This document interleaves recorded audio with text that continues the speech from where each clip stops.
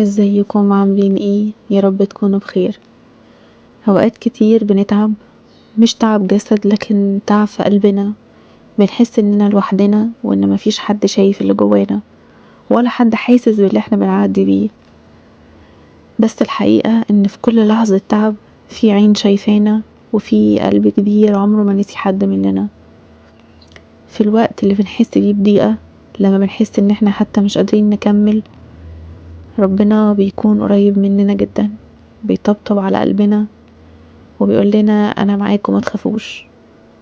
يمكن مش بنسمعه، بس وجوده باين في كل تفصيلة صغيرة في حياتنا. باين في الشخص اللي كلمنا في الوقت الصح، وفي الكلمة اللي ريحتنا، وفي النوم اللي جه بعد عياط كتير بالليل.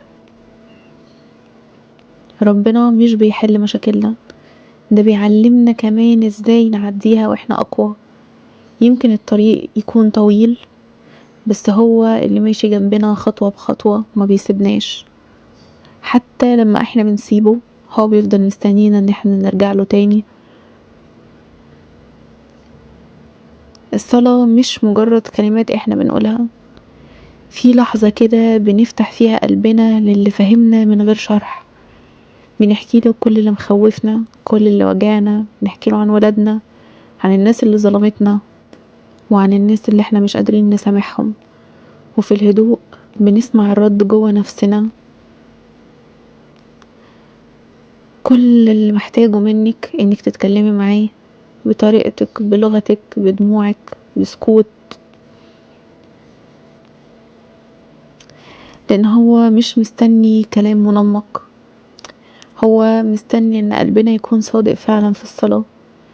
الراحة الحقيقية مش ان المشكلة بتاعتي تتحل، الراحة بتيجي لما نحس ان ربنا معانا، وان كل حاجة في ايده، وان الخير دايما جاي حتى لو اتأخر شوية.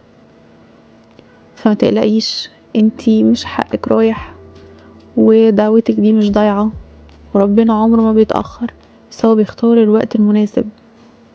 اتكلمي مع ربنا واحكيله وارتاحي، لان اللي خلقك اكيد عمره ما هيسيبك.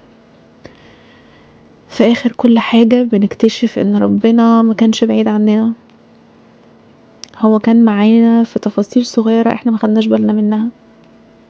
حماية كده بتحصل لك من غير ما انت تحسي، او في الراحة اللي نزلت عليكي فجأة من غير اي سبب واضح. فاطمني ان كل خطوة في حياتك محسوبة، وكل وجع ليكي هو ليه معنى. كل تأخير وراه خير كبير قوي انت لسه مش شايفاه. فخلي دايما قلبك متعلق بربنا، مش لانك خايفة من بكرة، لكن لانك عارفة ان وجوده هو الامان نفسه.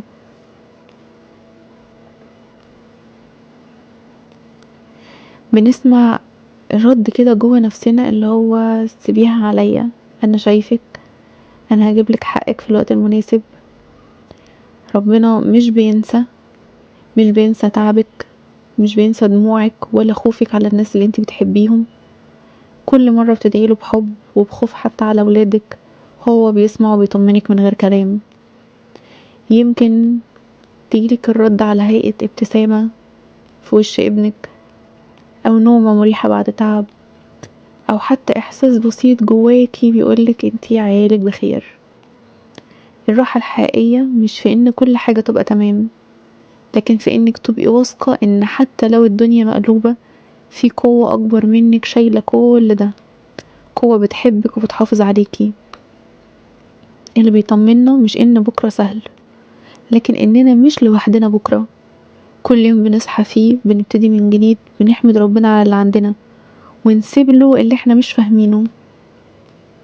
في ان ربنا بنلاقي السلام اللي مش بيتأثر بأي حاجة، السكينة اللي بتخلي قلبك مطمن حتى وسط الزحمة، وسط الهم ووسط الخوف. كل اللي محتاجه منك انك تتكلمي معاه. خلي قلبك دايما متعلق بربنا، مش لانك خايفة من بكرة، لكن لانك عارفة ان وجوده هو الامان نفسه.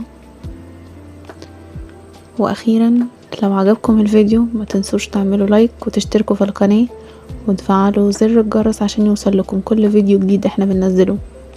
وشكرا لان انتوا كملتوا الفيديو لغاية الاخر. اشوفكم الفيديو الجاي على خير. باي باي.